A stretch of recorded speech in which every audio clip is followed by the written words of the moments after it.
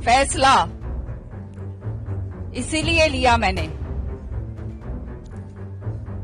प्रेरित होकर हमारा ये जो नेतृत्व बैठा है इनसे और हमारे माननीय प्रधानमंत्री जी जिन्होंने विकसित भारत का एक संकल्प रखा है। आज वो कहते हैं कि कांग्रेस में भविष्य, अगर जो बेटी को टिकट मिल जाता तो भविष्य कांग्रेस का सुरक्षित। बेटी को टिकट नहीं मिला इसलिए हरियाणा में कांग्रेस का कोई भविष्य नहीं है। किरण चौधरी जी का मैंने पहले भी कहा था, उनके साथ इंसाफ नहीं हुआ, उनकी बेटी के साथ इंसाफ नहीं हुआ।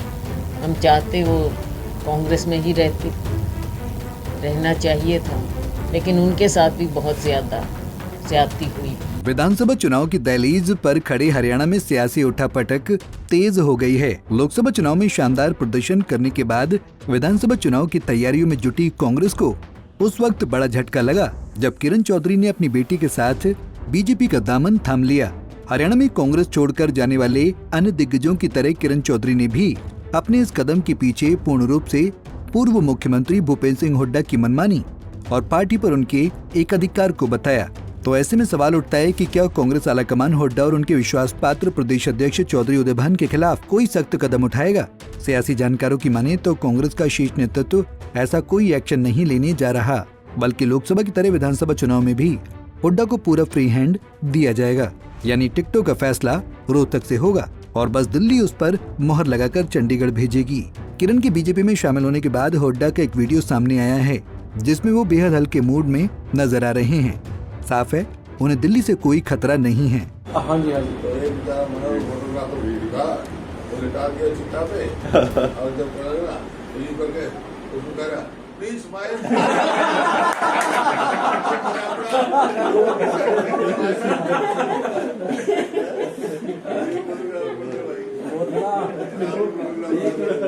को बाहर लेके जाने लगे सरकार ने उसकी तो बाजू चलेगी। क्या हो गया, मजा तो है, कति जी निकल गया। अंदर कर ले। हुड्डा पर क्यों है कांग्रेस नेतृत्व को इतना भरोसा? हरियाणा कांग्रेस में इन दिनों जिस तरह पूर्व मुख्यमंत्री भूपेंद्र सिंह हुड्डा का वर्चस्व चल रहा है, वैसा शायद ही देश के किसी अन्य राज्य में कांग्रेस हाईकमान ने किसी क्षत्रप को दे रखा है। इसकी सबसे बड़ी वजह है हुड्डा का गांधी परिवार और दिल्ली में परिवार के इर्द गिर्द के नेताओं से मजबूत संबंध। 10 साल तक सत्ता में रहने के बाद 2014 में शर्मनाक हार झेलने वाले हुड्डा ने 2019 में शानदार वापसी करते हुए 75 पार का नारा लगाने वाली बीजेपी को 40 सीटों पर ही रोक दिया था। इस नतीजे के जरिए हुड्डा ने कांग्रेस आलाकमान को अपनी ताकत का एहसास करा दिया। साथ ही ये भी एहसास करा दिया कि अगर कुछ वक्त पहले उनके हाथों में कमान आ जाती तो चंडीगढ़ में पार्टी की सरकार होती। इतना ही नहीं, 2019 में लगातार दूसरी बार लोकसभा चुनाव में करारी हार झेलने के बाद कुछ अपने ही सीनियर नेताओं के निशाने पर आए गांधी परिवार को बचाने में भी भूपेंद्र हुड्डा ने अहम रोल निभाया, जिसके कारण गांधी परिवार के तीनों सदस्यों की नजरों में उनकी स्थिति और मजबूत हो गई।